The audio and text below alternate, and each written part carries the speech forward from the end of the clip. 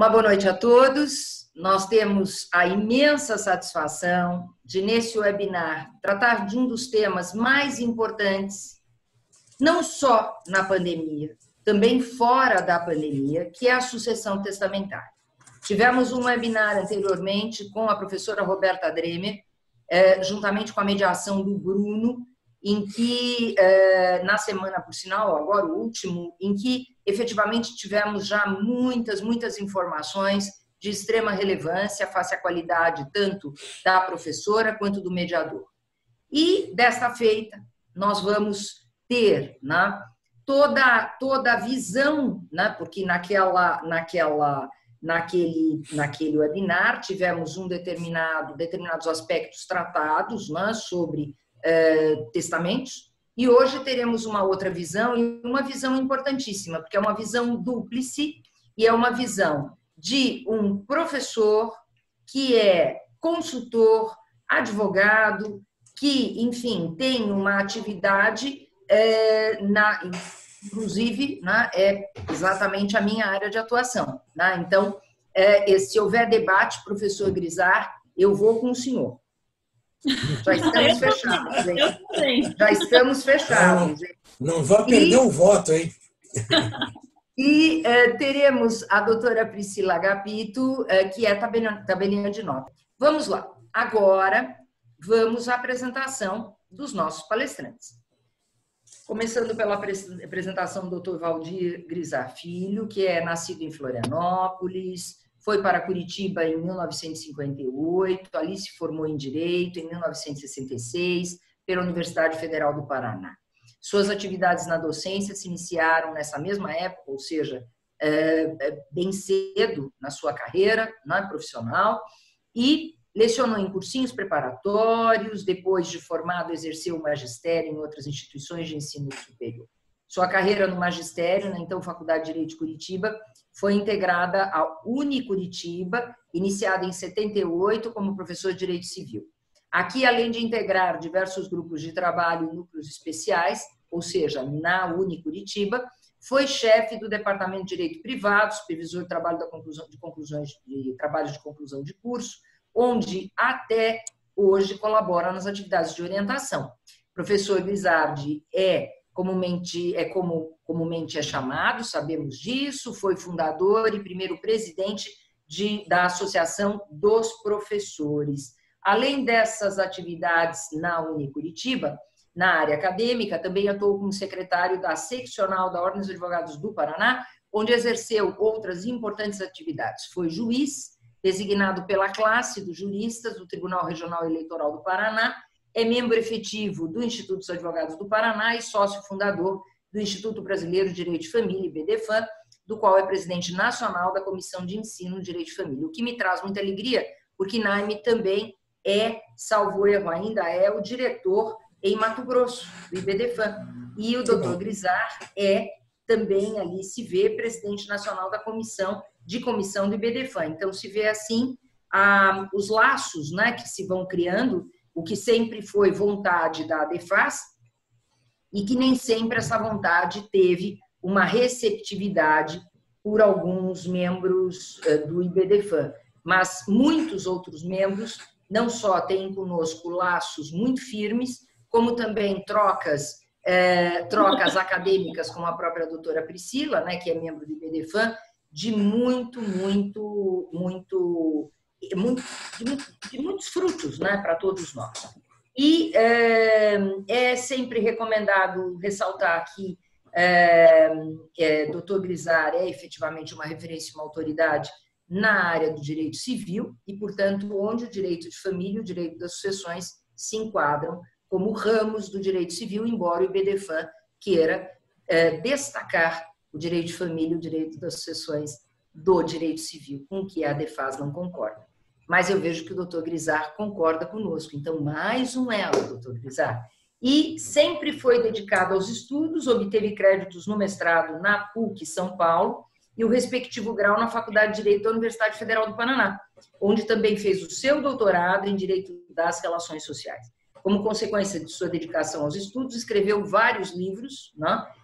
O clássico e o livro fundamental sobre guarda, né? Guarda compartilhada. O doutor Grisar, muito antes de legislação a respeito, já tratava dessa matéria com muita profundidade e com conhecimentos que sempre ajudaram muito, não só na área acadêmica, mas especialmente na área advocatícia, e eu sou a primeira a dizer isso, doutor Grisar, o quanto que o senhor me auxiliou com a sua obra sobre guarda na minha advocacia. E, portanto, é convidado sempre como expositor, conferencista, palestrante, tanto em eventos nacionais, como eventos estaduais, como eventos institucionais, como o nosso, e é advogado militante e consultor em assuntos jurídicos para empresas e entidades de nossa sociedade. Eu vou deixar a apresentação logo a seguir da Priscila, da doutora Priscila, para podermos, então, ouvir antes o doutor Grisar, por 20 minutos, doutor Grisar, se possível for, para podermos aí darmos ainda alguma oportunidade de debate a uma plateia, aspas, a uma plateia virtual tão elevada, como merece o senhor e como merece a doutora Priscila. Muito obrigada. Com a palavra. Boa noite a todos, muito obrigado pelas referências. Eu só queria fazer uma correção. Eu hoje sou vice-presidente da Comissão de Ensino do Direito de Família. O presidente é o João Aguirre. Hoje o presidente é o João Aguirre. Precisa fazer essa correção. Cumprimento todos os presentes, da pessoa do Atalá Correia, que me ajudou muito na preparação desse evento, né? Porque os meus conhecimentos cibernéticos são baixíssimos. Eu tenho uma relação de ódio permanente com o computador, com a internet, com essas coisas assim. Passou do meu tempo já, né? Muitos colegas dizem que eu devo estar aposentado compulsoriamente, porque eu já não acompanho mais essas questões de tecnológicas. Mas vamos lá. O tema que a gente escolheu para falar hoje, a sucessão testamentária, ela parece que foi ressuscitada no mundo jurídico presentemente com esse período de pandemia.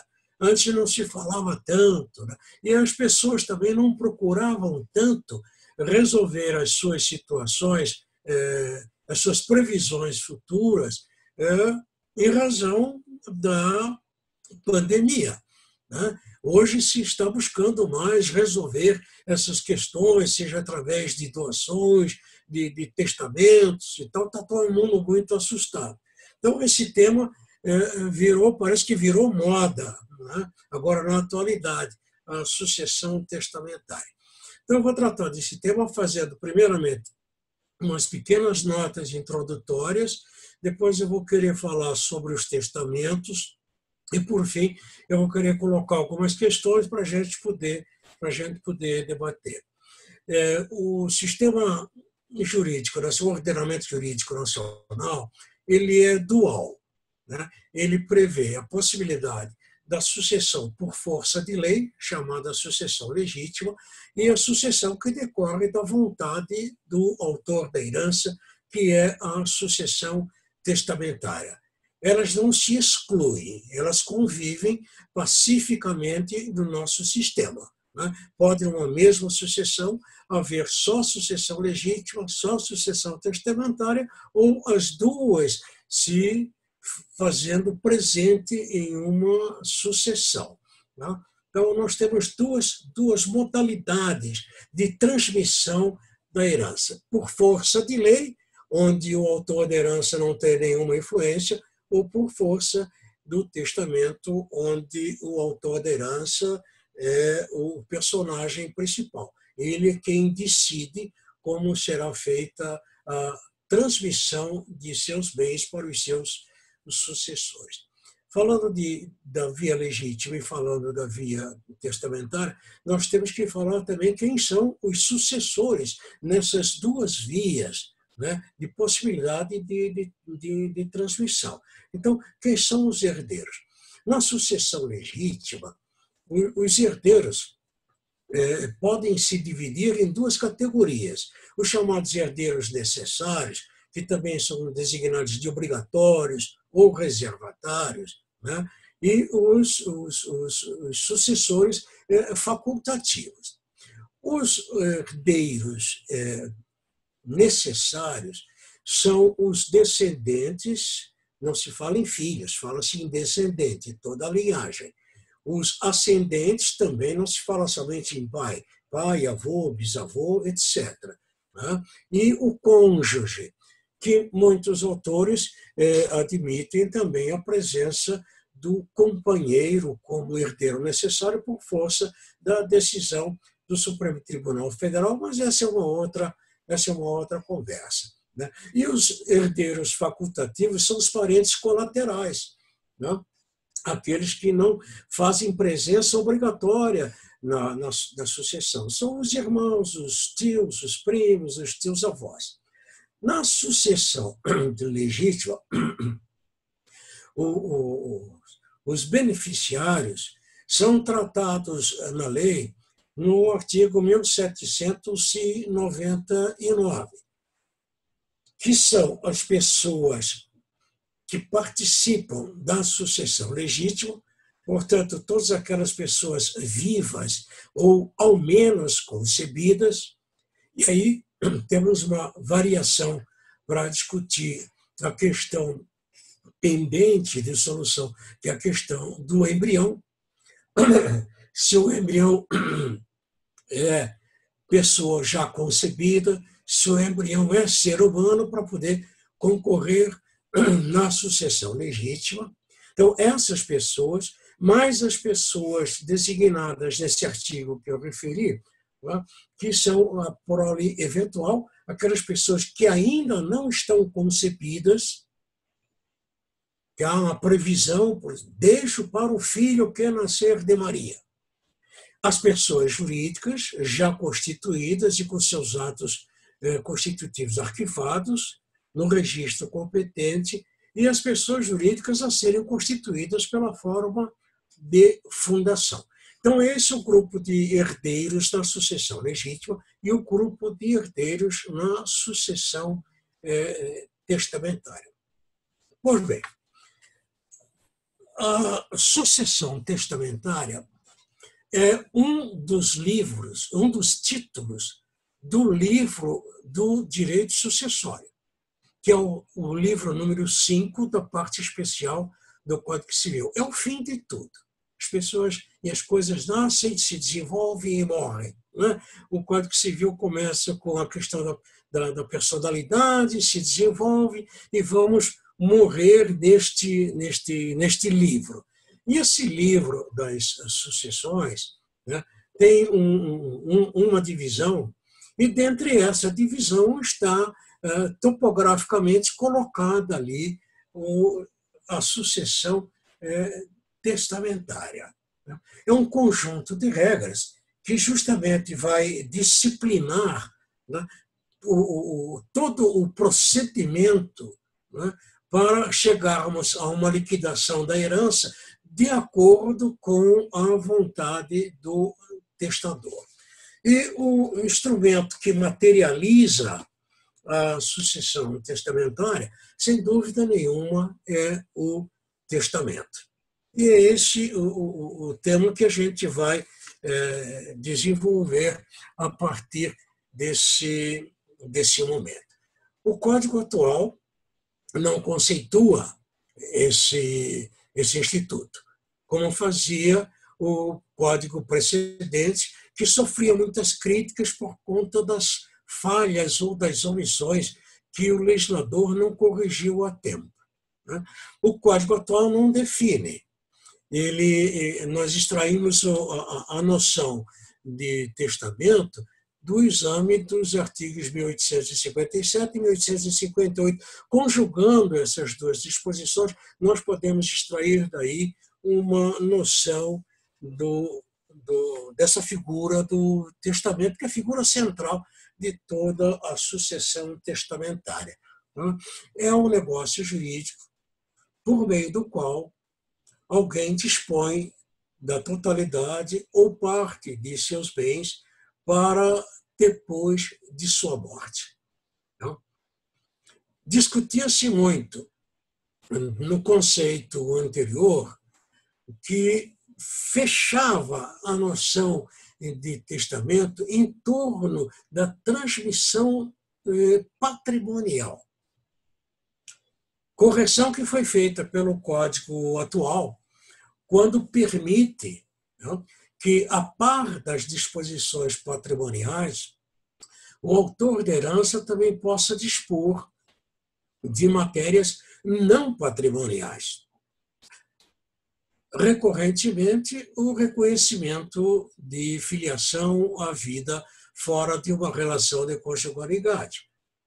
Mas o testador pode também fazer outras disposições de natureza não patrimonial, como, por exemplo, nomear tutor, perdoar o indigno, né, deserdar, fazer imposição de cláusulas restritivas ao direito dos herdeiros e dos legatários. Portanto, essa questão ficou superada, né? Então, não há mais que se falar nessa dificuldade de se acomodar dentro do testamento disposições que não sejam de caráter eminentemente patrimonial.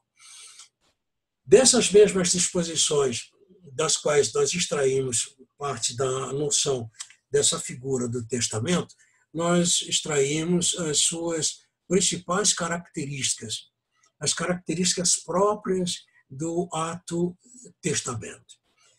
O testamento, inicialmente, é um ato unilateral, né? Ele depende tão somente da vontade do testador, tá? Ele é um ato personalíssimo, né? Só ele pode fazer, não há testamento feito por procuração, né? Só ele pode fazer esse testamento, né? É um ato causa-morte, né? Um ato que só vai produzir efeitos depois da morte do testador, né? Tem a sua eficácia contida. Então, somente haverá herança depois do óbito do autor da herança. É um ato formal e solene, e aqui é a máxima importância, né? Essa característica, né? A formalidade do ato, que é toda ela, e a solenidade, que é toda ela prevista na lei civil, sob pena de nulidade. Ela tem a função de assegurar a vontade do testador. A formalidade visa assegurar a vontade do testador, a sua declaração de última vontade, né? E também servirá como prova, porque não existe testamento oral. O testamento só se prova por documento e por uma das formas que nós vamos ver no decorrer da nossa conversa. O testamento também tem a característica de ser eminentemente revogável. A qualquer momento, o autor da herança pode revogar a manifestação de vontade precedente, né? Ele verificando que precisa fazer alguma correção, ou que alguns dos beneficiários já não existem mais e ele não deixou substituto, então ele pode fazer modificações a qualquer tempo das manifestações de vontade que ele fez precedentemente. Então, com características próprias, né? Características próprias que só são voltadas para esse ato de materialização da última vontade, que é o testamento. O Código nos oferece várias formas de testamento, né? E são só essas, são taxativas, não existem outras, né? As partes não podem juntar parte de um, parte de outro modelo para fazer o seu testamento próprio, como pode fazer com o regime de bens do casamento, né? Juntar vários regimes para fazer um regime misto próprio e peculiar que atenda aos seus interesses. O Código oferece um rol de formas que devem ser obrigatoriamente obedecidas. Não existem outras, né? Tanto que o Código proíbe os chamados testamentos conjuntivos, também conhecidos como testamentos de mão comum, né? São aqueles testamentos que são feitos por duas ou mais pessoas no mesmo ato. No mesmo ato. Por exemplo, um pai e mãe, em um só testamento, querem beneficiar um filho. Essa proibição tem duas razões. Uma é o caráter personalíssimo do testamento, e a outra é a sua revogabilidade. Se eventualmente aquele pai e aquela mãe se desentendem e o pai quer revogar o seu testamento, ele fica atrelado ao testamento que a mãe fez. Então, é recomendável que os dois, cada qual por sua vez, façam o seu testamento. Mesmo no mesmo cartório da Priscila, no mesmo livro, em folhas subsequentes. Mas o testamento do pai e o testamento da mãe. Ele faz o testamento da sua ameação naquele bem e ela faz o testamento da sua ameação naquele bem. Se ele quiser revogar, ele revoga. Se ela quiser revogar, ela revoga e o outro mantém a sua manifestação de vontade. Então, esses testamentos são proibidos, sejam eles simultâneos, recíprocos ou correspectivos, como diz a lei. Eles não são nem nulos nem anuláveis, simplesmente eles não existem. E então, entrando nos testamentos, o primeiro deles que o Código apresenta é o chamado testamento público. Esse é o testamento mais usual.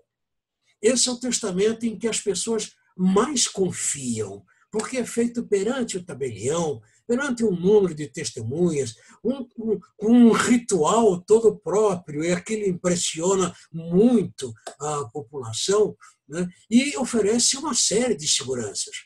O testamento público não se perde, né? O testamento público não se extravia, ele fica guardado, arquivado nas notas do tabelião. Esse testamento público, como eu disse, é o mais usual, né? Ele tem requisitos essenciais de sua validade, né? E a lei elenca uma série desses requisitos. Por exemplo, primeiro, o testamento público tem que ser lavrado pelo tabelião ou seu substituto. Não pode ser lavrado por outra pessoa. Embora exista, que eu conheça, alguma jurisprudência que permita que um outro funcionário do cartório possa também lavrar o testamento, desde que esteja sob a supervisão do tabelião. Mas não é o normal. O tabelião pode lavrar o testamento não só no ambiente do seu cartório, como ele pode ir à casa do testador, como ele pode ir ao hospital, ele pode ir à UTI, à CTI do hospital, para lavrar um testamento. Desde que seja dentro da sua circunscrição, ele pode lavrar o testamento. Mas antes de começarmos a sessão, eu conversava, né, com a Priscila e perguntava, e ela depois vai nos contar sobre isso, perguntava sobre essa característica, né, de que o tabelião só possa atuar dentro da sua circunscrição. Agora, com a nossa internet, né, toda essa tecnologia moderna permite que o tabelião possa lavrar um testamento com pessoas que estejam além da sua circunscrição. Ou seja, não existe mais fronteira. Ela pode passar por cima do Paraná, Santa Catarina, e fazer um testamento lá no Rio Grande do Sul. Os requisitos depois ela vai nos contar a respeito. Então, quem pode lavrar? O testador, o tabelião, seu substituto legal, ou outra pessoa por ele designada e sob a sua supervisão, né? Pode lavrar em qualquer lugar. Uma questão moderna que se coloca, aliás, o Código Novo não mudou muita coisa em matéria de sucessão testamentária, principalmente também em testamento, né? Fez algumas reduções, algumas pequenas modificações, mas não trouxe assim grandes novidades. O testador tem que fazer suas declarações ao tabelião para que ele possa lavrar no seu no seu livro de notas. Né? Então, se discute nesse aspecto se essas declarações têm que ser de viva voz, como era na legislação precedente, ou elas podem ser feitas tão somente escritas. O testador leva uma folha escrita, declaração, e entrega aquilo para o tabelião. Se isso é possível, ou ainda se exige que seja feito de viva voz. Eu creio que a presença do testador no tabelionato, junto ao tabelião, vai possibilitar bastante que ele verifique principalmente a questão da capacidade testamentária daquela pessoa que está ali. Não sei como é que as resoluções a respeito dessa matéria, expedidas pelo Conselho Nacional de Justiça, vão se comportar. Né? Essa questão da presença física, né? Ou apenas a entrega das declarações escritas do testador. Bem verdade que ele pode fazer-se acompanhar de anotações, de rascunhos, né? Como a gente diz, uma pequena cola, para que ele não troque. Né? O determinado bem era para o A, aquele bem acabou indo para o B. Então, para ele se lembrar do momento de fazer as suas declarações, no que é que ele deve entregar a quem. Então, ele pode levar algum manuscrito. Né? Às vezes, os tabelionatos lavram os testamentos, né? Fazendo a referência que ele está fazendo sob declaração escrita do testador. O testamento público serve especialmente, né, para as pessoas que não sabem ler, que não ouvem e que não falam. São peculiares dessas pessoas. O outro testamento que a lei faz referência é o chamado testamento cerrado. Né? Esse é um pouco complicado e é menos usual.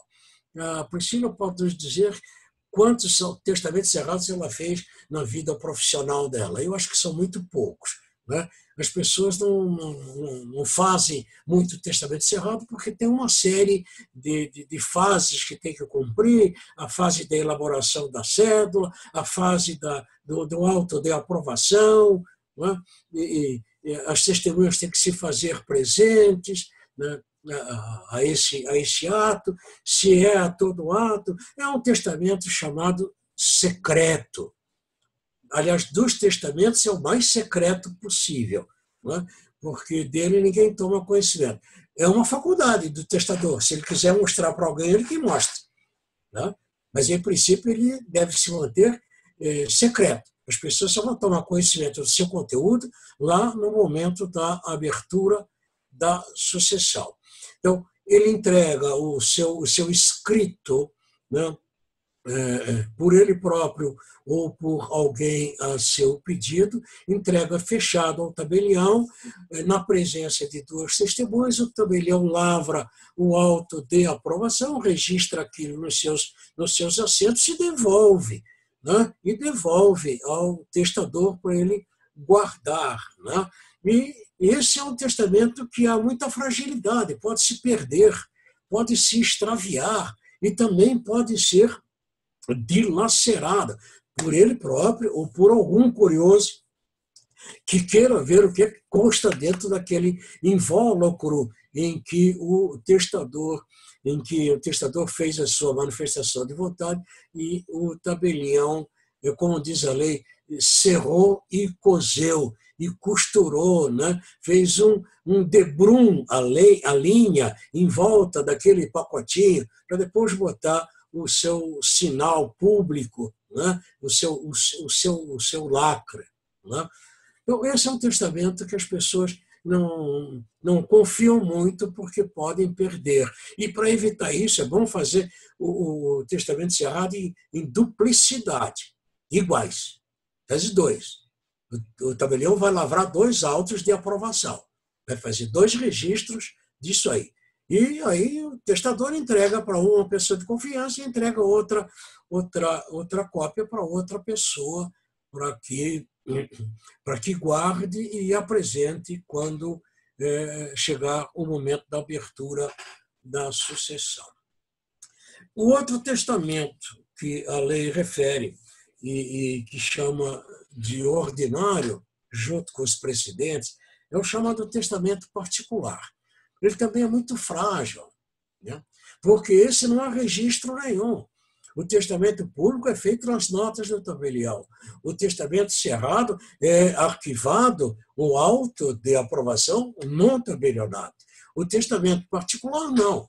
A pessoa escreve de próprio punho e guarda.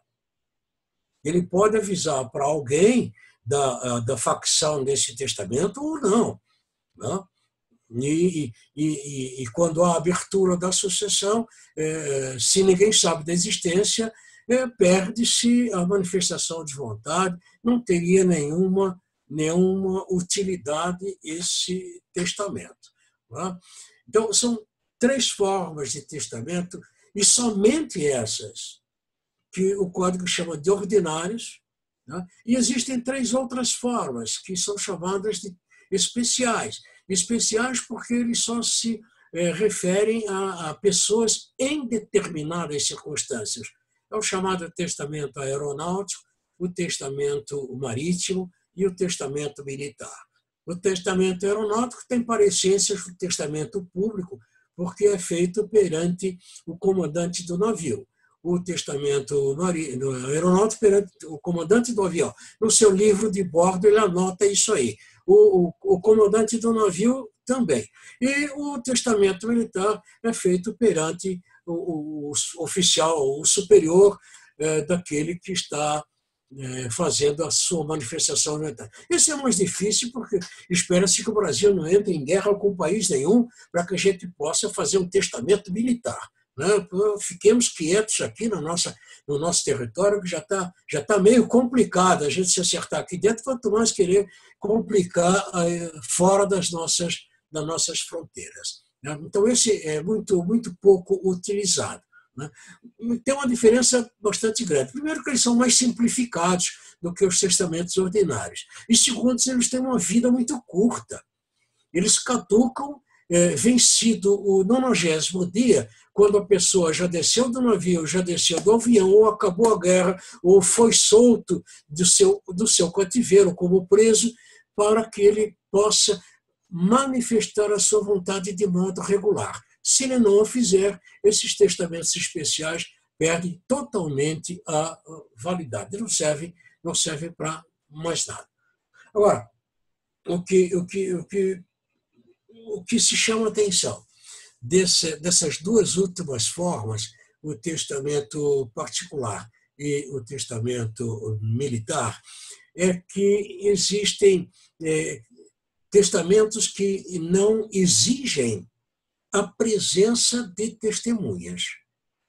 No testamento particular é o artigo 1789, né, que, de forma excepcional, faculta a facção de um testamento sem a necessidade de testemunhas, desde que o testador explique na cédula que ele está fazendo, que ele está escrevendo, quais são as circunstâncias especiais pelas quais ele não obteve a presença das testemunhas, né? E no caso do testamento particular, são 3 testemunhas, né? Então, esse é um testamento que tem sido utilizado presentemente nesse período de pandemia com muita frequência. As pessoas naquele grupo de risco que toda a vida pensaram em arrumar a sua situação sucessória, nunca tiveram oportunidade, nunca foram empurrados para isso, porque o povo latino não faz testamento, fazer testamento ia atrair a morte para si, então com muita superstição não se faz. Mas agora, com medo de morrer por causa do Covid, ele faz o seu testamento particular. Como está isolado, ele faz sem a presença de testemunhas e explica isso na sua cédula. O testamento particular não é que feito ele vá produzir obrigatoriamente aqueles efeitos. Ele precisa ser confirmado pelo juiz, que vai confirmar a veracidade daquelas declarações, daquelas circunstâncias, para poder dar validade. Assim como ele faz com o testamento particular, onde existem testemunhas, quando são 3 testemunhas, eu referi, quando faltam 2, quando faltam 1, quando nenhuma delas comparece para confirmar a lavratura daquele testamento. Faltando 1 testemunha, 2 podem confirmar que assistiram à lavratura, que assinaram, né?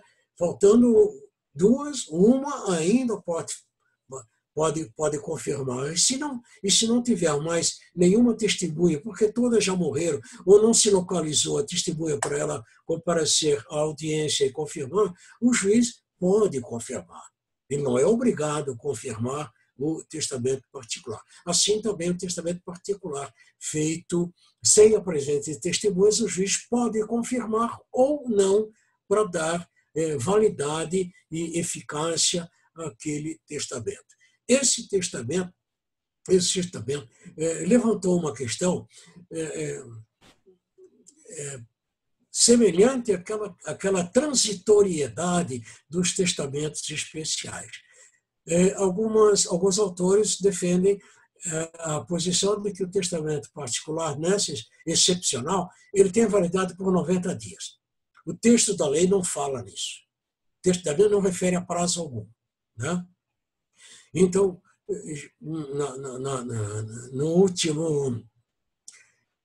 na última jornada de direito civil, foi editado um enunciado, o enunciado 611, que diz que o testamento particular excepcional, nessas circunstâncias, sem testemunho, ele tem que ser validado dentro de 90 dias, sob pena de caducar após esse prazo. A lei não fala nesse prazo, desse tempo, né, para se lavrar um testamento regular, aí com a presença das testemunhas. Essa é uma questão que se discute nesse momento de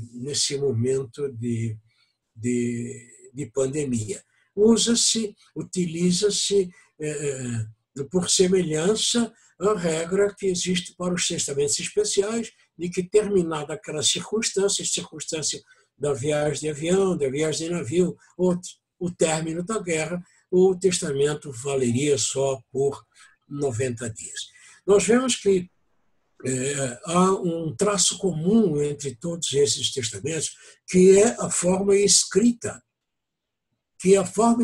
com exceção de um testamento militar chamado testamento nuncupativo, quando não há a possibilidade de se fazer um testamento escrito e o soldado, então ferido em guerra, pode, de forma oral, perante os companheiros de trincheira, fazer o seu testamento e vem a falecer. Se ele não falece, ele tem 90 dias para confirmar pelo um meio regular. Então, um denominador comum é que todos eles são escritos.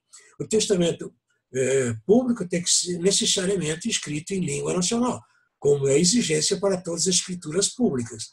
Já o testamento cerrado e o testamento particular pode ser escrito em língua nacional ou em língua estrangeira.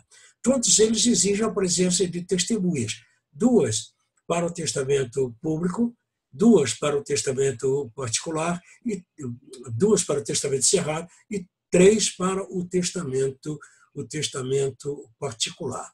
Uma questão também que se pode pensar é na questão da presença das testemunhas ao ato perante o tabelião. Por exemplo, exige-se a presença das testemunhas a todo o ato, considerando a unidade desse ato, ou elas só são exigíveis no momento da leitura desse testamento pelo tabelião ao testador e essas testemunhas.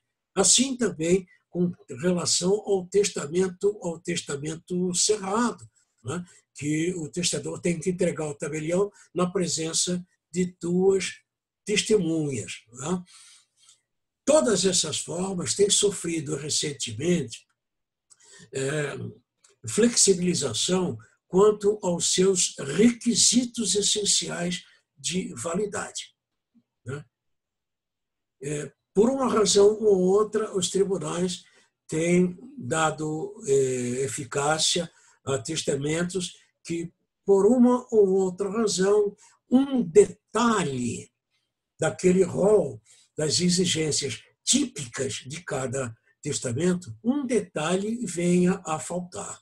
Por exemplo, faltou a assinatura gravíssima do próprio testador, mas ele apôs no seu sinal digital. As circunstâncias revelam que, efetivamente, ele fez aquela manifestação de vontade. Então, os tribunais têm minimizado a exigência desses requisitos, né, para aproveitar ao máximo a vontade do autor da herança. Não prejudicar, jamais prejudicar. Até a lei faculta, o nosso Código Civil faculta que o juiz pode se valer de elementos externos, de outros elementos constantes do processo do inventário e até mesmo elementos externos ao inventário para dar o máximo aproveitamento à vontade do testador, para que não se jogue no lixo porque faltou uma vírgula. No terceiro e último momento, já encaminhando para o final, não sei o tempo que eu tenho ainda, está lá, contou isso, me põe aí o cartão vermelho aí para eu dar vez à nossa amiga Priscila. Professor Grisardi, professor, diga. O cartão já está assim, quase vermelho, então, por favor. Então, vamos encaminhar para o final. Existem muitas questões que podem ser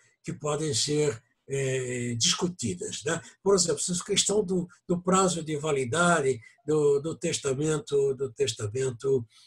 particular. Uma questão muito na moda é a questão da renúncia ao direito hereditário no pacto antenupcial, que a gente pode aproveitar depois para discutir na conversa com todos os presentes, né? A possibilidade de, no pacto antenupcial, as partes renunciarem ao direito sucessório e ao direito concorrencial, né? Uma questão que eu colocaria também para debate: se o testamento cerrado, por exemplo, for julgado nulo, aquela cédula elaborada pelo testador teria alguma utilidade? Ele poderia ser convalidado, ele poderia ser convertido em outro tipo de testamento para não jogarmos fora a vontade do testador?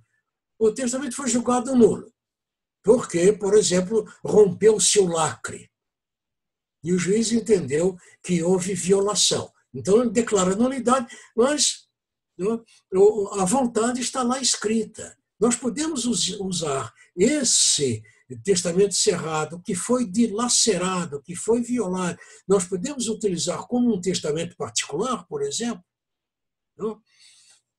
Então, o testamento, que é a materialização, né, de todo o conjunto de regras da sucessão testamentária, ele é muito mais utilizável pela Priscila. Ela que entende mais de testamento do que nós próprios, né? Porque ela tem uma prática diária ali de inúmeras circunstâncias, né, que aparecem. O testamento público, por exemplo, ele pode-se dele extrair certidões, já que é um ato público, um cartório público. Nós podemos que qualquer um pode ir lá tirar a certidão. Eu tenho que o testamento público, ele é público só na forma, mas o conteúdo é secreto, o conteúdo é sigiloso. O conteúdo só se vai dar conhecimento ao próprio testador ou a quem é interessado, apresentando a certidão de óbito dele. E o próprio testador pode mais ainda. No próprio testamento, ele pode declarar o seu desejo de que aquele testamento, embora público, mantenha-se sigiloso e que só seja de conhecimento de seus familiares, por exemplo, o cônjuge sobrevivente e seus filhos, e mais ninguém. Ele pode inserir essa cláusula no testamento, né? E, finalmente, como diz que o testamento é irrevogável, o melhor é revogável, né? Mas existem cláusulas que são irrevogáveis, cláusulas que não dizem respeito a causa-mortes, que não têm nenhum vínculo com causa-mortes, elas serão irrevogáveis, como é o caso do reconhecimento de uma filiação. Então, o testamento nos abre um campo imenso, enorme, de possibilidades, né? de se disciplinar o que nós queremos para o que aconteça com os nossos bens, né? Sejam eles materiais ou imateriais, né? Para depois de nossa morte. Nós estamos vendo aí o surgimento de vários atos que se chamam de testamentos, mas eles não têm previsão legal. Por exemplo, o testamento chamado testamento vital, o testamento ético, o testamento moral, o testamento genético, né? Todos se enquadram nessa categoria, mas não tem ainda uma previsão legal. Professora Regina, eu vou ficar por aqui para não tomar o tempo da Priscila, que eu também estou ansioso para ouvir. Tudo bem, professor. Parabéns por sua exposição. Muito obrigado e até estamos à disposição para as questões depois, né? Claro que sim, sempre muito didático, sempre ensinando de forma bastante tradicional, que é como efetivamente todos nós podemos sempre aprender, e já com elogios aqui vários no nosso bate-papo, né? E depois vamos dar a palavra também para os nossos participantes, vamos fazer as perguntas, e quero, então, passar a palavra à doutora Priscila de Castro Teixeira Pinto Lopes Agapito. Doutora Priscila Agapito, conhecida como Priscila Agapito, tem um sobrenome de rainha, porque realmente o é. É 29ª tabeliã de notas de São Paulo, formada na PUC de Santos, ex-advogada e ex-oficial de registros públicos das pessoas naturais, foi vice-presidente do Colégio Notarial do Brasil e também participa do IBDFAN, como já citamos anteriormente. A doutora Priscila Agapito, eu posso dizer, por testemunho meu pessoal, é um dos notários mais brilhantes do Brasil. Eu não posso dizer que seja a mais brilhante, porque conheço outros poucos tão brilhantes quanto ela, mas poucos. E daí a Priscila pode já começar dizendo quantos notários existem no nosso país, né, Priscila? E muito poucos, né? Brilham e efetivamente são profundos conhecedores da matéria, dão-nos total segurança na lavratura das escrituras, inovam. A Priscila é inovadora com os pés no chão, com segurança jurídica, é contra a poligamia, é contra escrituras de trisais, enfim, Priscila é efetivamente uma notária que nos encanta. E vai nos encantar, com certeza, nessa sua exposição, que terá agora início. Doutora Priscila, por favor, a palavra é sua.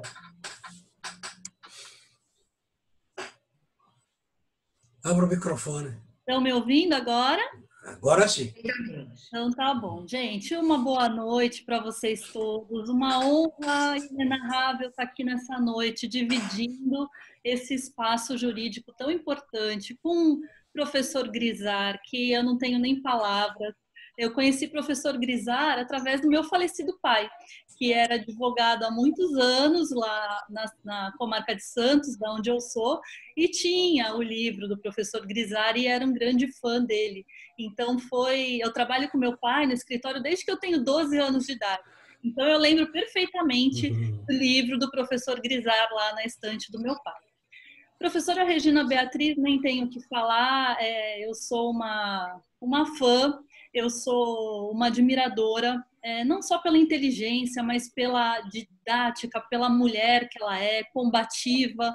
Eu falo que ela é minha musa, porque eu falo, quando eu crescer mais um pouquinho, eu quero ser que nem ela, porque é de uma competência, de uma clareza. Para mim, sabe, isso de você, um grande professor é aquele que consegue transmitir, né, consegue transmitir o ensinamento. Eu conheço várias pessoas incríveis, mas que não conseguem transmitir o que elas sabem. E professores renomados, mas professor Grisar, professora Regina Beatriz, tantos outros queridos que estão aqui hoje, têm essa didática. Então, eu sou muito fã, de verdade, e eu falo que o meu melhor título nessa noite é ser amiga de Regina Beatriz Tavares, a quem eu tanto gosto. Poder ser sua tabeliã de confiança é algo assim que não tem preço para mim. Sabe? Não tem preço mesmo, e eu fico pensando na Priscila de 30 anos atrás, na faculdade, quando que poderia sonhar de uma noite como hoje estar dividindo um espaço desse? É muita honra mesmo, tá bom?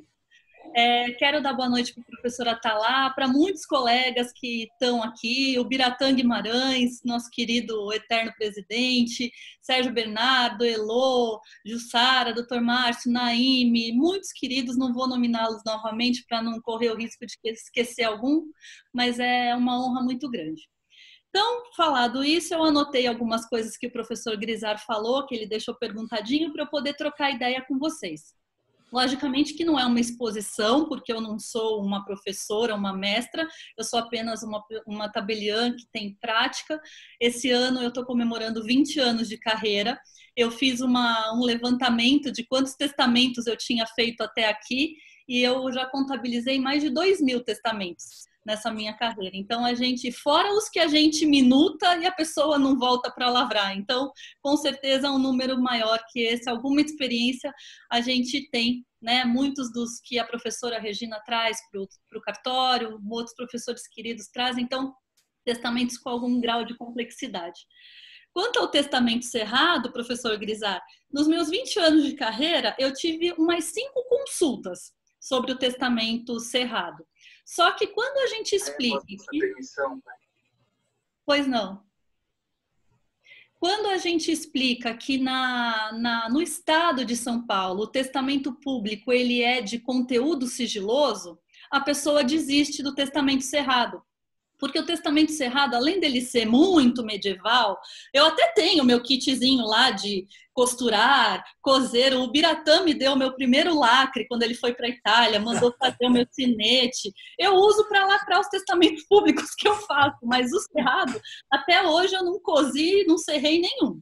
Porque ele é muito frágil, as pessoas acabam desistindo quando a gente fala que se ele for perdido ou se ele for rompido, ele vai perder a validade. Então, como a gente conseguiu na Corregedoria do Estado de São Paulo que o conteúdo do testamento público fosse sigiloso, só podendo ser revelado ou para o próprio testador enquanto vivo ou para os interessados após a morte dele, o testamento cerrado ele é muito inusado, né? Então, uma coisa que a ADFAS, fica aqui a minha sugestão, professora, da ADFAS propor para o CNJ que se estendesse para todo o território nacional essa proibição de conhecimento do conteúdo. Porque eu sou da posição do professor Grisar, que o testamento é público por conta da forma pública, por ele ter sido feito diante de um oficial público, e não porque o conhecimento, o teor dele deve ser público ou deva se dar publicidade do conhecimento. Inclusive, eu sou a favor de que se restrinja também divórcio, inventário. Não é do interesse da sociedade saber que esses atos, o conteúdo desses atos, concorda? É diferente a publicidade do registro civil, que é de interesse público, da publicidade notarial. É muito diferente. O tabelião de notas, ele cria o ato, ele cria o contrato. E não necessariamente precisa se dar publicidade por meio de certidão deste ato. Então, ainda mais agora entrando em vigor a Lei Geral de Proteção de Dados, como é que a gente coaduna? Eu dar a certidão de repente, um cliente que fez um inventário onde eu tenho todos os dados dele naquele ato de inventário, endereço, o rol de bens, o rol de herdeiros, né? Além do risco de sequestro, de crime. Então, acho que já passou da época de... Assim, tem coisas que não precisam ser públicas, né? Dar-se publicidade. Então, esse assunto do cerrado... Esse assunto do cerrado dos sigilos das certidões eu já falei. Uma coisa que é boa, muito boa também no testamento público, é que toda vez que a gente faz um testamento público, o tabelião informa uma central nacional de testamentos, certo? Então, ainda que o cartório pegue fogo, não tem perigo dessa vontade sumir no mundo. A consulta a essa Central Nacional de Testamentos, que é gerenciada pelo Colégio Notarial, ela também é restrita. As pessoas não podem ir lá consultar no Colégio Notarial se o professor Grisardi tem testamento ou não, tá? Só o próprio testador enquanto vivo ou após o falecimento o interessado, com a certidão de óbito do testador. Então, esse valor do registro na Central de Testamentos já está incluído no valor do testamento, que aqui em São Paulo é 1.700 e pouquinho. Depois eu passo 1.699,70. É o preço. Esses preços são emolumentos, que a gente chama, são preços estaduais. A tabela de custa dos cartórios, ela é estadual. Então, em cada estado do país, a gente tem um valor de testamento, tá? Eu acho que eu queria me prender num assunto, para poder depois falar para vocês dos atos online, o que eu percebi de aumento dos testamentos. Eu sei que o latino tem medo, embora a professora Regina sabe que fazer testamento no 29 dá sorte. Ninguém morre quando faz testamento comigo. Vai, revoga, faz outro, compra mais bens. É uma prosperidade que eu não tenho como evitar. Então, eu sou muito pé quente. Os testadores não costumam morrer quando fazem testamento comigo. Mas eu percebi um aumento muito grande na feitura de testamentos pós-Código Civil Novo, tá? E principalmente com o assunto dos companheiros. Não é do interesse da sociedade o que foi disposto no Código Civil. O público não quer que o cônjuge seja um herdeiro necessário. O público não quer que o cônjuge tenha com uma mordida de concorrência na herança. Toda vez que eu tenho oportunidade de explicar para um cliente que mesmo ele sendo casado no regime da separação total de bens, se ele morrer, o cônjuge dele vai levar uma parte igual à do filho, o cliente, o usuário fica estupefato. As pessoas não têm ideia que isso é uma realidade. As pessoas não desejam isso e muitíssimo menos na união estável, certo? Então, a gente teve uma brecha muito boa que eu gostaria que se consolidasse e permanecesse para sempre, que foi, eu até anotei o número do RESP aqui para passar para vocês. Espera aí. Eu separei tanta coisa. Depois a professora Regina pode passar para vocês um número. Houve um embargo de declaração. Lembra aquele recurso especial no STF que disse que igualava o cônjuge ao companheiro, tirando do ordenamento jurídico 1790? A gente teve a DIN, né, que tirou do ordenamento jurídico o artigo 1790, equiparando, então, a herança do companheiro à herança do cônjuge, certo?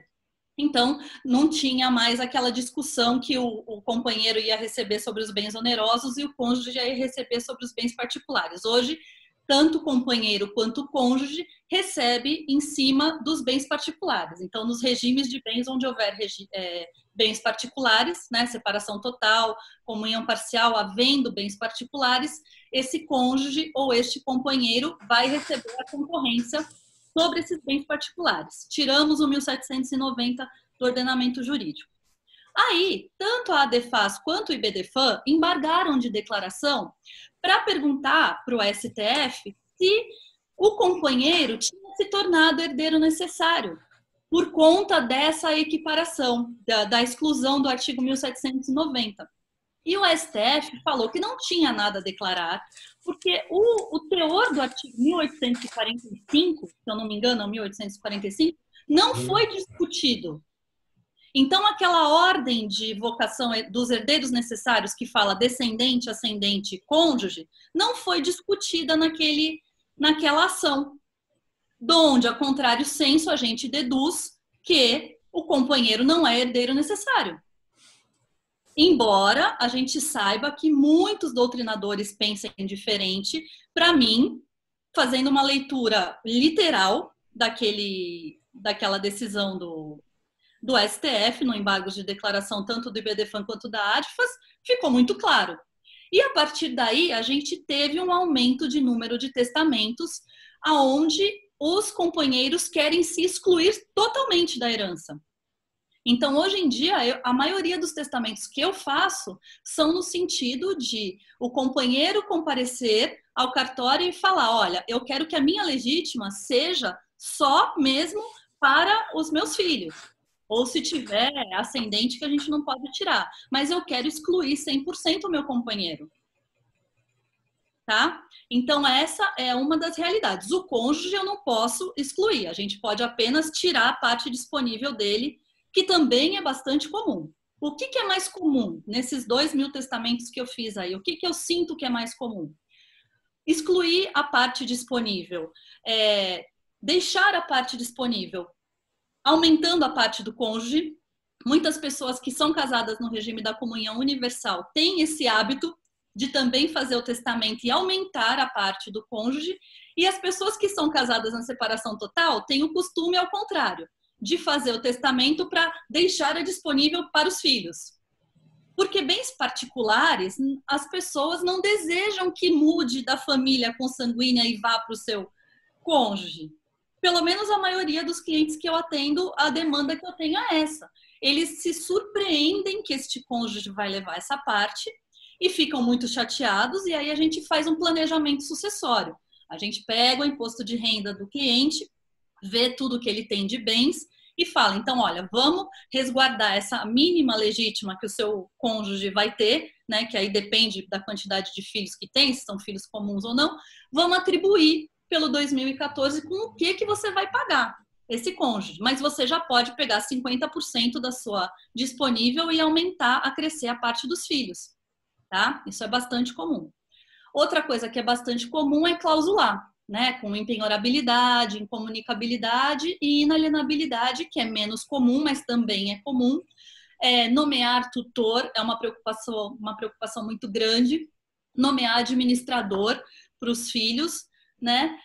Testamento vital, que eu chamo de DAV, a gente pode falar um outro dia, né, professora? Eu faço bastante também, mas a gente não considera testamento, porque ele vale durante a vida, mas é um ato que a gente pratica bastante também no cartório.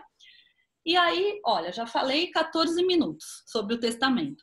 O que eu queria trazer de novidade para vocês, que eu não poderia deixar de falar, é sobre o provimento novo do CNJ, que é agora do dia 26 de maio, ele é dessa semana, muito, muito recente, que permitiu que todos os atos notariais pudessem ser feitos eletronicamente, tá? É uma revolução. Faz anos, até o meu querido Biratã, que está aqui nos ouvindo, eu estendo todas as minhas homenagens a ele, porque desde a época dele no Colégio Notarial Federal, que essa demanda vinha e ele lutou bravamente para que a gente conseguisse isso hoje. O notariado não são... eu preciso deixar claro que esse provimento 100 é para o notas, tá? A gente tem 7 tipos de cartório, lembra que eu já... posso até uma outra hora explicar, mas este provimento é para o notas. O que tabelião de notas faz? Testamento, divórcio, inventário, procuração, escrituras de compra e venda, expedição de carta de sentença, ata notarial, pacto antinupcial, acho que não sei se ficou faltando alguma coisa, autenticação e firma. Estes atos agora podem ser feitos eletronicamente. Tá? Acabou que coincidiu com a pandemia do Covid, a gente precisou acelerar, porque é inexigível chamar um tabelião para ir numa UTI com alguém internado com Covid, nem o próprio hospital aceita. Então, a gente estava realmente com um problema de como atender essas pessoas, porque nem que eu me predispusesse, que eu não me não toparia, e numa UTI toda paramentada para fazer um testamento, eles entubados, não tem como a gente atender. E era muito perigoso e o próprio hospital não permite que se entre com o paciente com Covid. Então, só sobrava para ele a opção do testamento particular, mesmo as testemunhas era difícil de se conseguir e acabava optando por aquele testamento de emergência lá que o professor Grisar falou. Com esse provimento, eu já lavrei, desde que entrou, já lavrei 6 atos.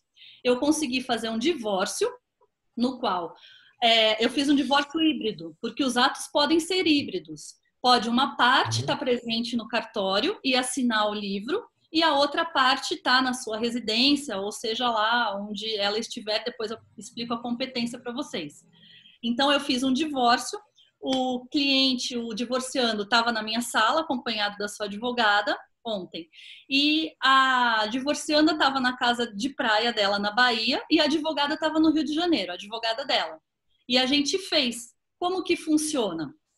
As partes precisam ter um certificado digital, tá? Que pode ser ou o certificado digital da ECP Brasil, que os advogados já estão acostumados, né? O ECPF, muitos já têm. Ou você pode emitir gratuitamente, olha que legal, você pode emitir gratuitamente o certificado digital na plataforma e-notariado, tá? Esse certificado e-notariado, ele só vale, ele não é como o outro certificado digital que você pode usar para tudo na internet, não. Esse certificado notarial, ele só vai valer para a lavratura de atos eletrônicos notariais, certo? Então, a única coisa é que no momento, para você emitir esse certificado e-notariado, você precisa ir até o cartório para fazer a biometria, para fazer tudo o que precisa.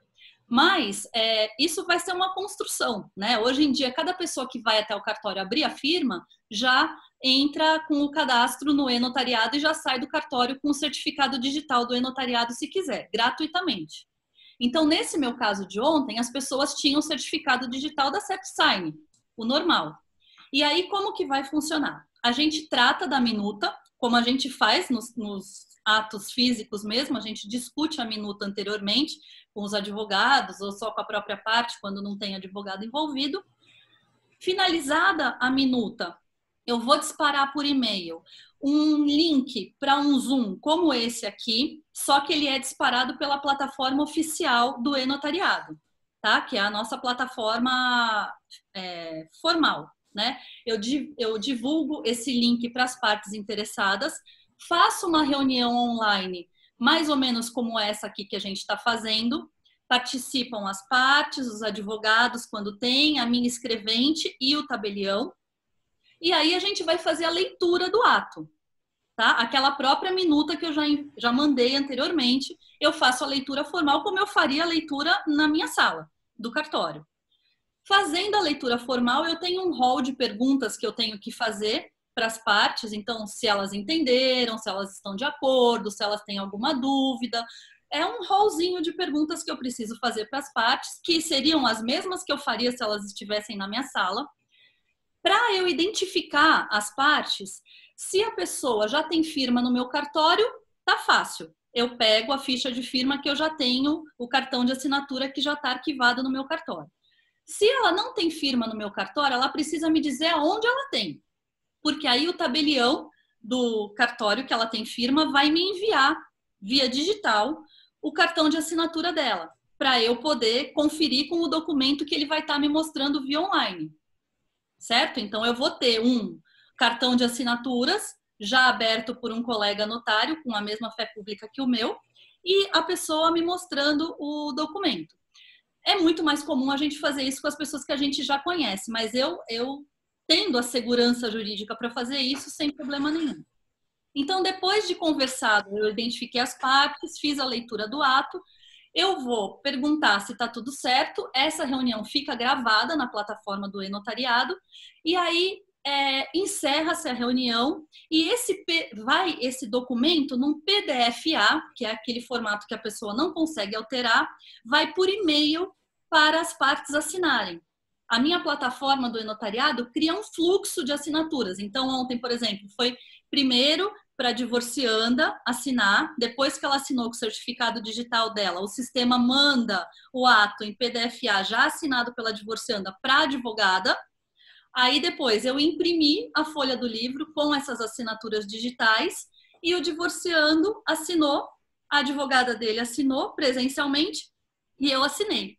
Se fosse tudo online, as outras partes seguiriam assinando nesse fluxo de assinaturas que eu coloquei, certo? E aí depois eu imprimo, né? Nesse caso eu já tinha imprimido, foi híbrido, ou se foi tudo online, eu imprimo ao final, assino também e vai ter uma matrícula notarial, vai ser criado um hash, onde tem as 4 primeiras letras vão ser o número do cartório, a data que foi feita. Então, se você entrar na plataforma e consultar esse número, vai aparecer qual ato é feito por qual cartório, em qual data.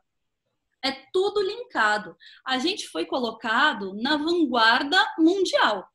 Não tem outro sistema desse em outro país que eu conheça. Essa plataforma já estava sendo montada há muitos anos. Tanto que quando o provimento chegou, a gente começou a operar no mesmo dia. Então, todos os atos já podem ser lavrados. E aí, qual é a competência, que é a dúvida maior que as pessoas têm?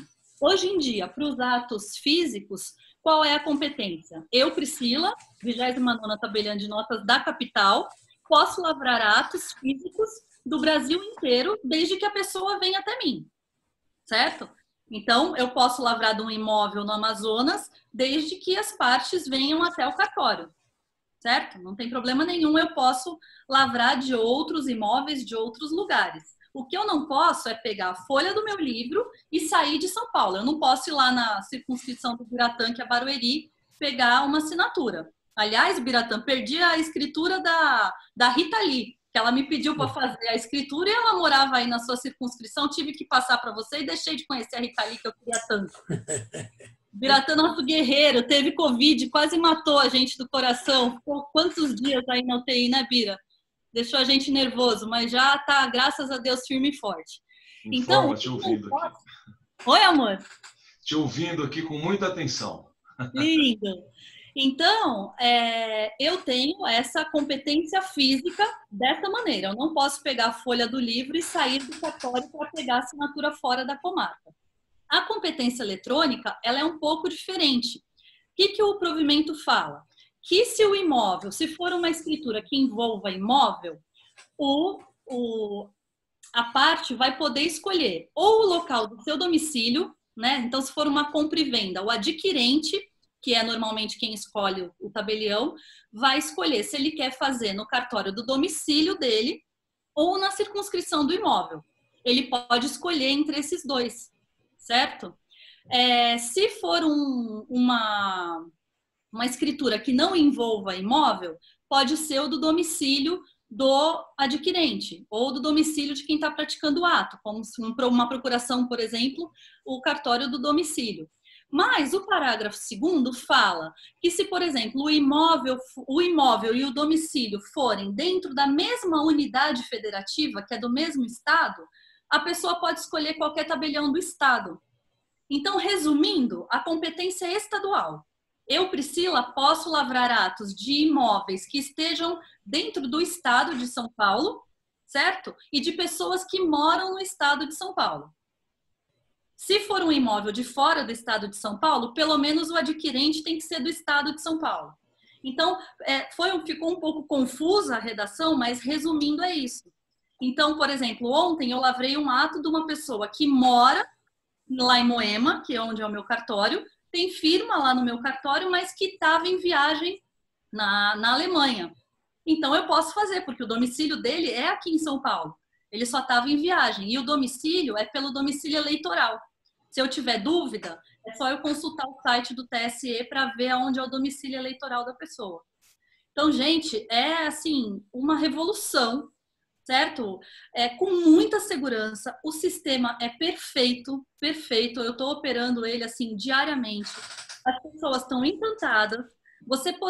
E a história do testamento deu uma certa dúvida, porque antes desse provimento do CNJ, havia um provimento da Corregedoria aqui de São Paulo, e também lá no Paraná, né, professor Grisar? Que permitia os atos serem feitos não nessa plataforma e-notariado, porque ela ainda não valia, mas fazia por aquela MP do documento eletrônico e falava que podia fazer qualquer ato menos testamento. Só que aí veio o provimento e não fez essa exceção. Pelo contrário, ele fala todos os atos notariais. E no último artigo do provimento fala que esse provimento revoga todos os outros provimentos estaduais. E ontem houve uma live conversando com o juiz Josenildo, que foi o do CNJ que fez o provimento, e ele foi claro em falar que o testamento também pode ser feito. Reconhecimento de firma, autenticação, esses dois a gente ainda está implementando. Mas assim, escrituras, procurações, divórcios, bem tranquilo da gente fazer. Então é isso, gente, que eu tinha para trazer para vocês. Deu 26 minutos. Eu quero deixar agora para a gente poder debater e tirar dúvidas que vocês tenham. Foi um prazer enorme falar com vocês aqui, tá bom? Muito bem, Priscila, sempre brilhante, é muito mais do que o que ela disse, sou só uma tabelinha de notas. Primeiro que, se essa fosse só a única atividade, já seria efetivamente gloriosa, mas ela é efetivamente uma professora, com uma didática exemplar, uma experiência prática que é indispensável ao bom professor e, efetivamente, Priscila, meus parabéns. Reiterando os cumprimentos ao doutor Grisar, eu preciso, antes de passar a palavra aqui aos participantes, né? Palavra escrita, né? Que daí eu vou aqui trazer aos dois, ao doutor Grisar e a você, preciso dar alguns esclarecimentos. Primeiro, não é ADFAS. Ai, perdão. É ADFAS. ADFAS, jamais errarei novamente, perdão. Eu já lhe disse que é ADFAS algumas vezes no seu cartório, né? Então, não vá na linha dos opositores que ficam mudando o nome da nossa associação para criar uma certa confusão, né? ADFAS teria acento no A, é ADFAS, né? Bom, aí, Priscila, mais um reparo, né? Você disse que foram embargos do IBDFAM e da ADFAS que deram origem à decisão do ministro Barroso, e obviamente em órgão colegiado, os embargos foram julgados virtualmente, eu já compartilhei aqui no grupo, no RE 646721 Rio Grande do Sul e RE 878694 Minas Gerais. Realmente, as duas instituições interpuseram embargos, porque o acórdão tinha duas omissões, e, além de omissões, poderiam ser chamadas de obscuridades ou até mesmo de contradições. Não vou entrar em detalhes, ficaria aqui falando durante muito tempo e não é o caso. No entanto, eu preciso esclarecer o seguinte. Sobre o artigo 1845 do Código Civil, a ADFAS trouxe todos os fundamentos para que ele não fosse aplicado ao companheiro, ou seja, para que o companheiro ou a companheira não tivessem herança necessária.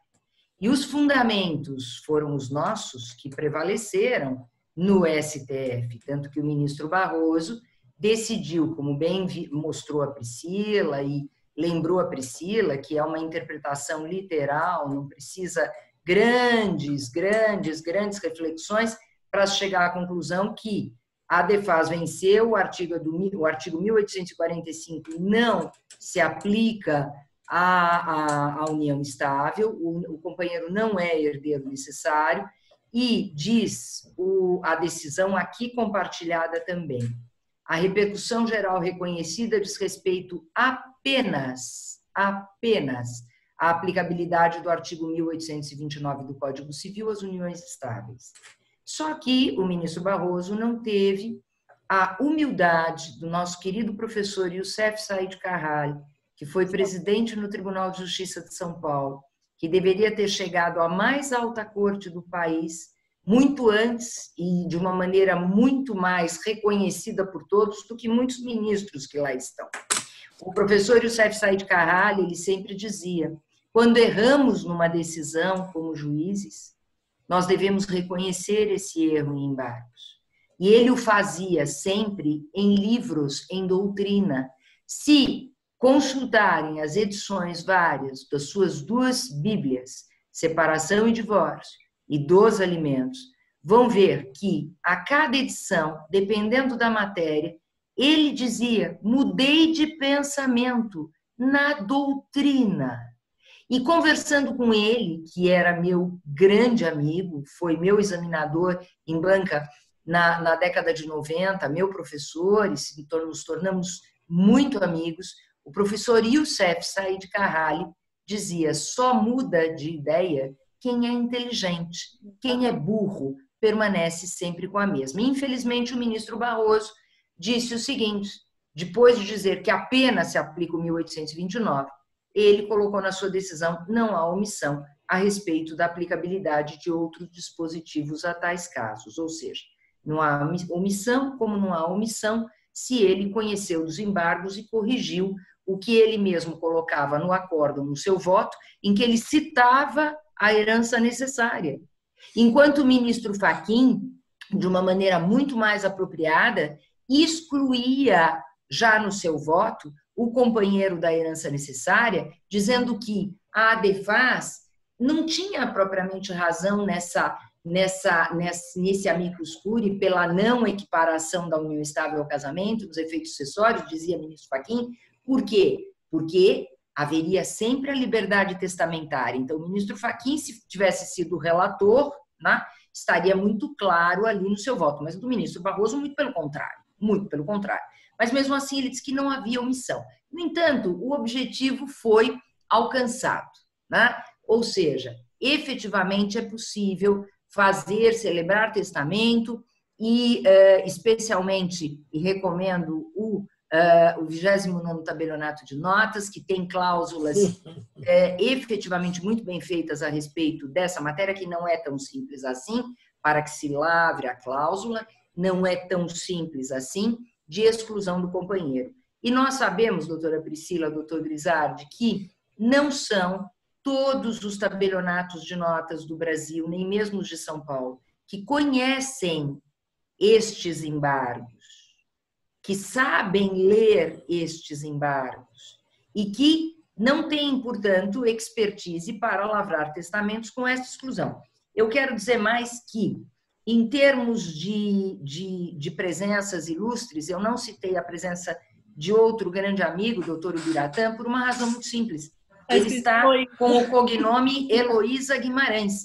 Eu queria saber se o doutor Ubiratã já utilizou o acórdão do STF na mudança de nome.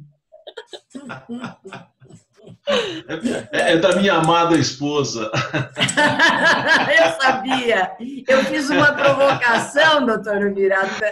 Muito bem feita, muito bem observada. Foi só uma provocação, tenho certeza disso. Muito honrados com a sua presença, doutor. Esteja sempre conosco. Obrigado, professora. Obrigado. Professora, o Ubiratã vai saber dizer quantos tabeliães temos no Brasil. Quantos temos, Ubiratã? Quantos notários existem no Brasil? São 8.750, próximo de 9.000 notários. Então, próximo de 9.000, Ubiratã, você é um dos em quem eu confio, a Priscila é outra, e mais uns 2, tá bom, né?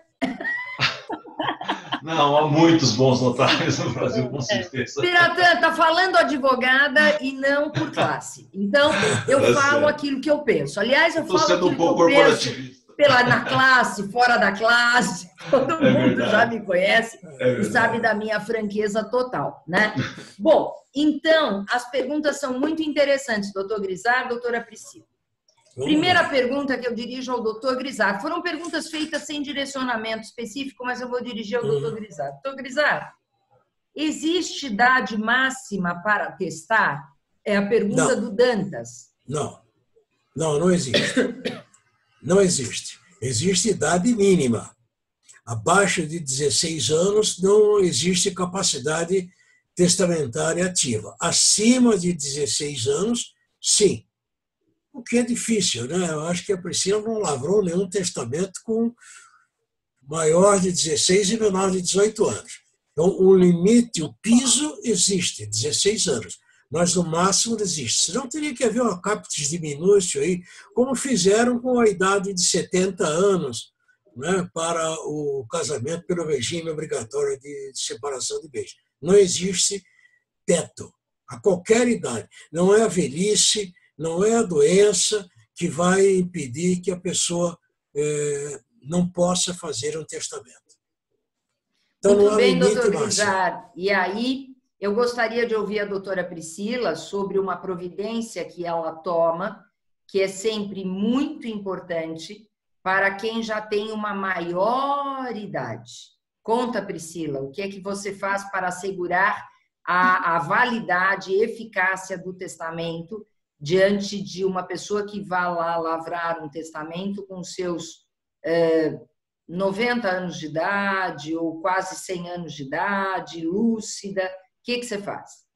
Olha, gente, a prática, assim, ela é muito dinâmica, né? E muito diferente. Eu já atendi pessoas de 98, 99 anos extremamente lúcidas, melhores do que eu, e já atendi gente mais nova que eu tive dúvida se estava lúcida ou não.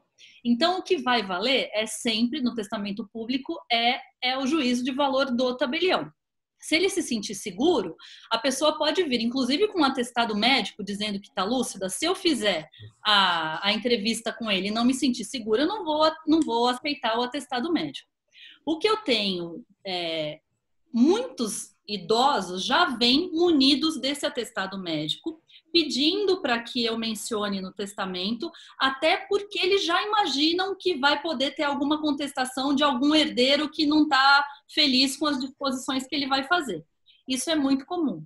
Eu cheguei num caso extremo uma vez, a testadora tinha certeza absoluta que ia ter uma contestação tamanha das disposições que ela ia fazer, pela briga dos herdeiros dela, que ela levou um pouco antes, ela levou um médico no cartório, o médico fez um teste mnemônico nela, de saúde, na minha presença, para que eu lavrasse a ata notarial, na qual o médico atestava que ela estava lúcida, fazendo o teste... Ou seja, foi uma dúplice garantia. Sim, né? Uma dúplice garantia. Exatamente, porque eu percebi a preocupação do Dantas, né? E é claro, sempre a precisa explicação do Dr. Grisar. Por isso eu pedi para você, Priscila, esclarecer que existem meios. E a doutora Priscila usa mais um meio. Ela grava a leitura e ela grava... Não estou falando agora pandemia, não. Vamos confundir. Tá? Presencialmente lavrado o testamento, ela grava a leitura e ela grava todas as respostas as perguntas que ela faz ao testador. Então, existem formas efetivamente de garantir a sua eficácia, né? Porque nós sabemos que uma ação de anulação de um testamento é algo efetivamente muito demorado, doído para todos os herdeiros, seus êxitos são dificílimos. Nós temos no nosso escritório várias ações de anulação, tanto promovidas quanto defendendo a validade de testamentos. Sabemos que temos que evitar, de todos os modos, este tipo de ação, porque não acho que pós-mortem não pode haver nada pior. Aliás, pode, né? Declaração de indignidade. Mas, em suma, né? Uma pergunta aqui bastante interessante da Carla. A Carla é uma associada nossa, lá do Distrito Federal. É a Carla Kobayashi que está perguntando, né, Carla? Carla Kobayashi? Isso mesmo. Isso mesmo. A Carla Kobayashi, lá do Distrito Federal, uma associada brilhante da ADEFAS, uma advogada também excelente, que atua no Distrito Federal com direito de família e direito às sucessões com muita reputação. Ela pergunta, e eu vou perguntar ao doutor Grisar, a sua posição a respeito da corrente que defende a retirada dos herdeiros necessários da previsão legal. Doutor Grisar. Pergunta? A retirada? A Carla pergunta, doutor, sobre essas teorias novas, inclusive o doutor Carlos Alberto Garbi, que é o diretor de publicações da ADEFAS, num dos congressos internacionais da ADEFAS, na Argentina, no ano passado, ele defendeu a exclusão do dispositivo numa futura reforma do Código Civil, ou seja, que não exista mais o Instituto da Herança Necessária no direito brasileiro, que o testador seja livre para poder testar com filhos ou sem filhos, com esposa ou sem esposa, com marido ou sem marido, com descendentes, ascendentes, outros, do modo que ele quiser. Sim. E isso é uma ideia que vem sendo aí ventilada, por isso que a Carla lembrou, não é só pela Defas, é uma ideia ventilada de acordo com vários sistemas estrangeiros e doutrinadores estrangeiros que defendem um sistema, aspas, norte-americano. O que o senhor acha disso, doutor? A redução da legítima, né? A maior amplitude para a liberdade de testar e, consequente, redução da legítima. Mas não totalmente, né? Reduzir a legítima para algumas propostas para reduzir para 1/3 do que é hoje, qualquer coisa assim, mas em razão de algumas circunstâncias. Por exemplo, se houver filho portador de uma deficiência, manteria-se a legítima num determinado patamar. Numa outra circunstância, a legítima atingiria um outro percentual.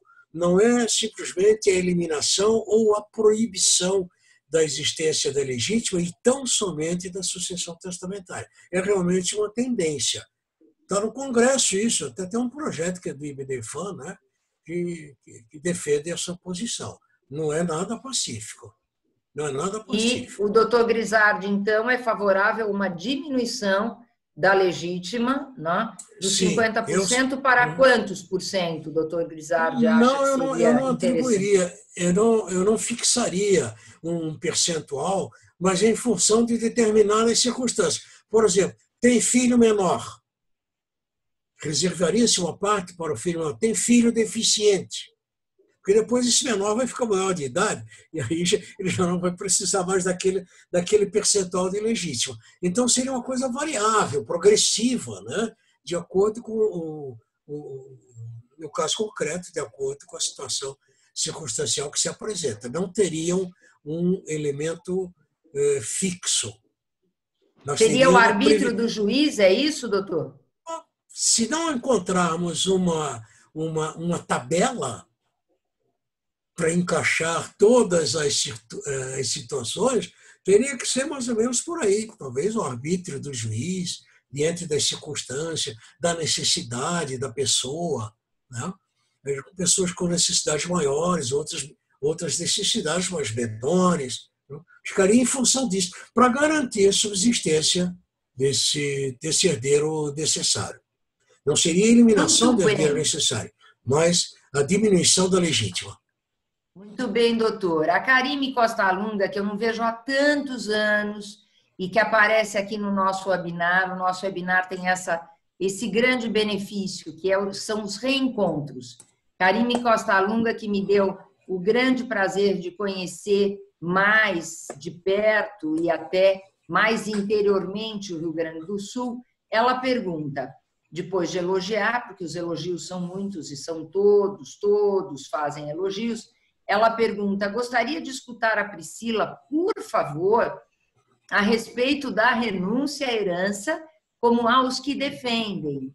Você acha a defesa da renunciabilidade à herança de que forma? Eu não entendi bem o que a Karine pretende com essa pergunta, mas eu acho que você já deve ter conversado a respeito. Por favor, se você puder esclarecer a pergunta e a resposta... Eu não a conheço ainda, mas eu acho que eu entendi o que ela perguntou. É um prazer enorme falar com você, Karime. Eu acho que você está falando, por exemplo, por ocasião do pacto antinupcial, né? Os cônjuges em vida renunciarem à herança. A renúncia em vida, ou seja, pacta corvina sendo colocada de lado, é isso? Isso. Exato. Eu acho que é isso, Karime? Isso. Então, eu tenho... Agora que eu liguei meu microfone, desculpe. Primeiro, aproveitar já que eu me intrometi, dar um grande beijo na Regina, que é um prazer acolhê-la sempre aqui no Sul. Tem que vir sempre. É um prazer estar contigo. cumprimentar o professor Grisardi e também a Priscila. É um prazer aprender com as suas ideias, as suas palavras. Né?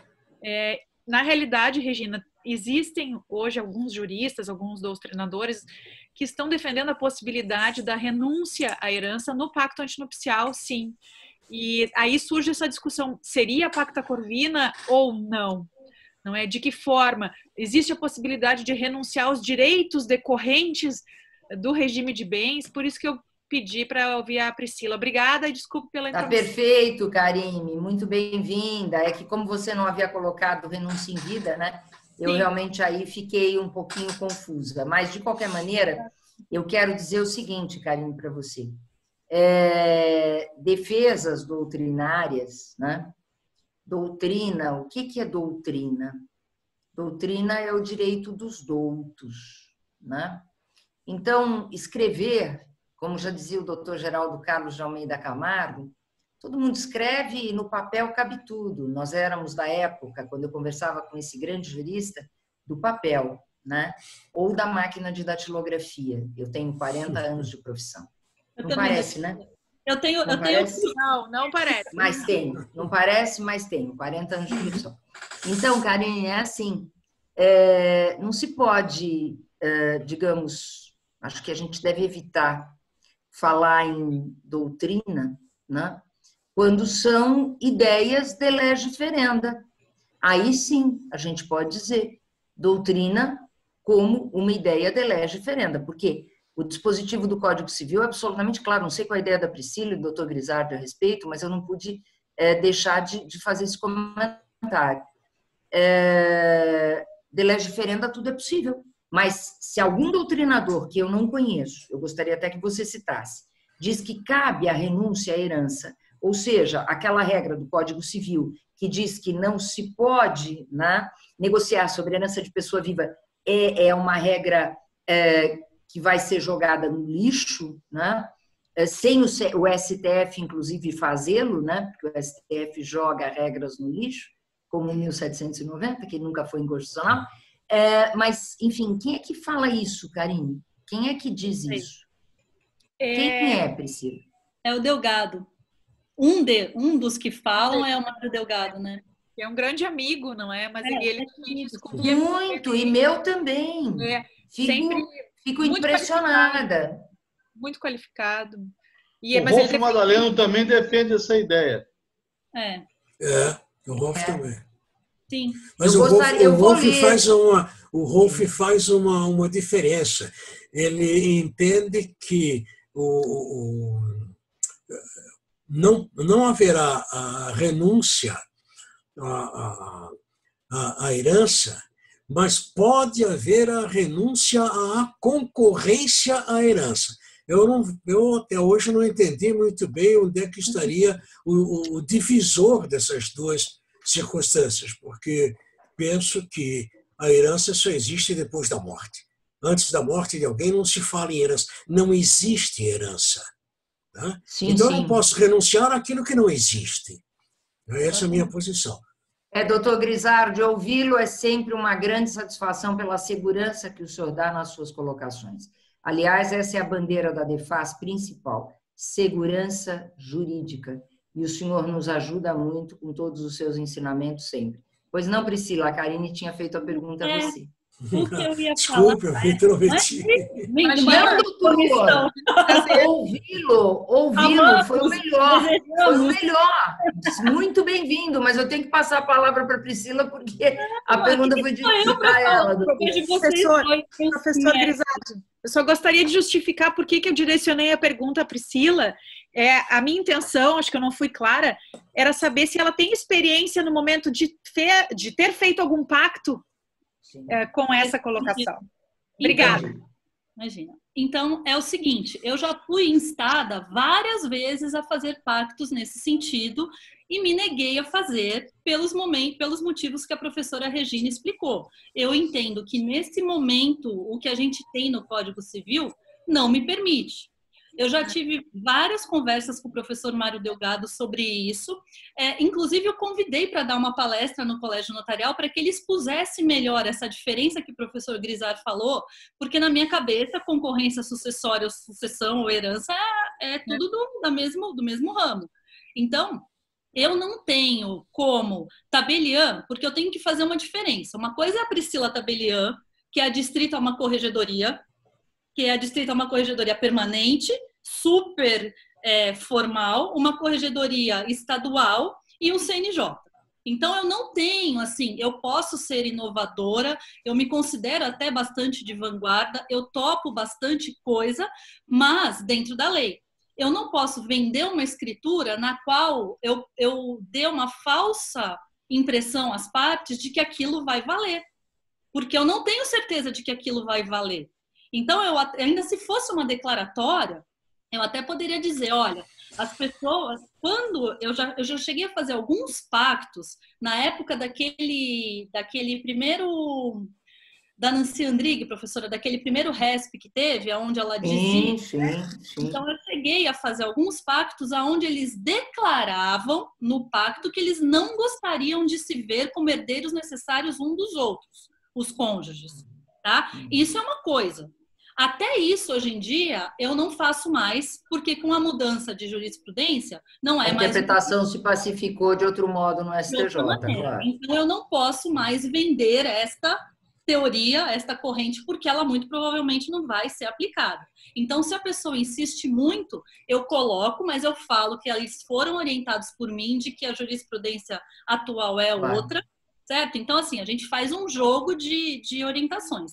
Agora, outra coisa é a Priscila acadêmica. A Priscila fora da tabeliã, eu acho que seria muito interessante se se pudesse fazer... É de lege ferenda, né? Não é de lege data. De lege ferenda.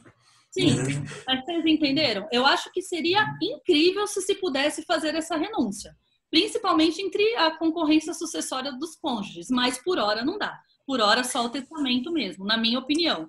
E pegando o carro Regina, que a Karine abriu aqui, doutor Grisardo... Eu também queria pegar uma carona nisso aí.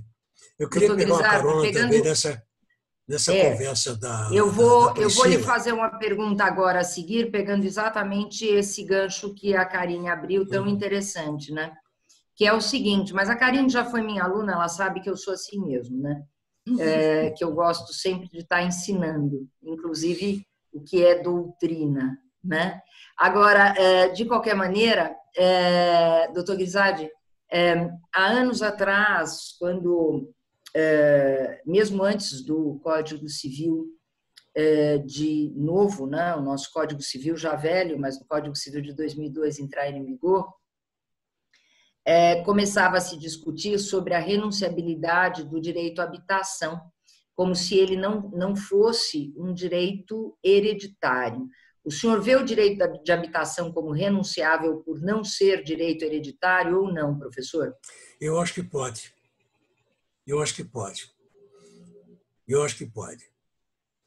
Tanto que você vê que o companheiro inicialmente não era acolhido, né? Porque não havia, a lei só dizia que era o cônjuge. Mas com essa história do Supremo aí, que está embaralhando todas as decisões, é bem possível. Né? Mas eu queria e você, Priscila? Eu queria não aproveitar... fazer, não. Eu acho que é direito, eu não topo fazer a renúncia ao direito de habitação, impacto, não, porque eu acho que é uma coisa que só vai ter direito depois da morte. Para mim, é um pedaço do direito sucessório, mas eu estou aqui para aprender com vocês. Permite uma participação, doutora Regina? Claro, quem é que fala? Naime. Naime, muito bem-vindo sempre, por favor. Olha, essa questão que a doutora trouxe aí, ela é muito peculiar nos nossos escritórios. Nós, advogados, estamos sofrendo, e numa linguagem coloquial, nós estamos numa sinuca de bico. Nas famílias que nós podemos dizer, famílias de rearranjos ou novas famílias que foram constituídas e são constituídas por viúvos ou divorciadas, ela é um problema. Porque quando a pessoa chega no nosso escritório, ela quer o seguinte: doutor, eu quero que o meu seja meu e dos meus.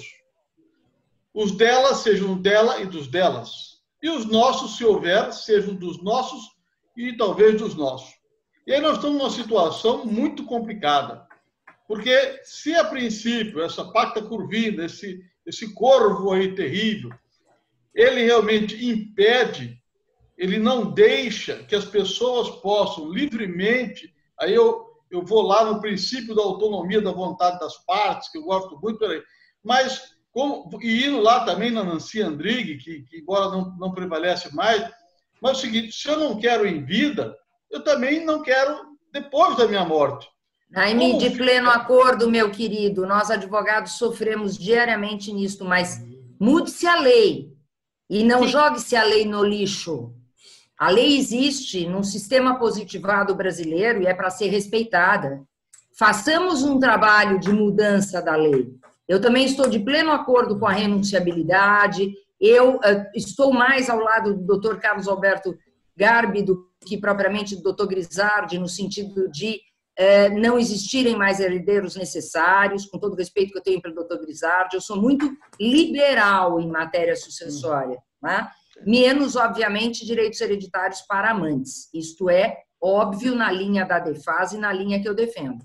Mas, de qualquer maneira, né, nós temos uma necessidade de agitar o poder legislativo e não, num livro, se escrever algo que não se aplica no direito posto. Isso é que não pode mais ser feito no direito brasileiro, porque leva a equívoco.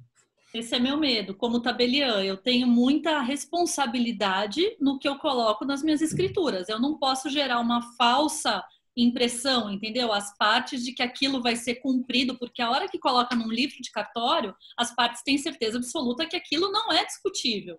Então, eu tenho que ser muito cautelosa, né? Fora a minha ser totalmente adstrita à corregedoria, que Deus me livre se eu faço uma coisa contra o que tem essa corregedoria. Já era. Eu quero que o doutor Grisardi, Naime, eu quero que o doutor Grisardi tenha, não te cortando, Naime, mas é que nós já estamos às 20h54, né? E eu gostei muito da tua colocação, e eu conto aí com o seu trabalho, com seus conhecimentos imensos no Congresso Nacional, para a gente poder fazer, inclusive, com o IBDFAM, um projeto juntos, né?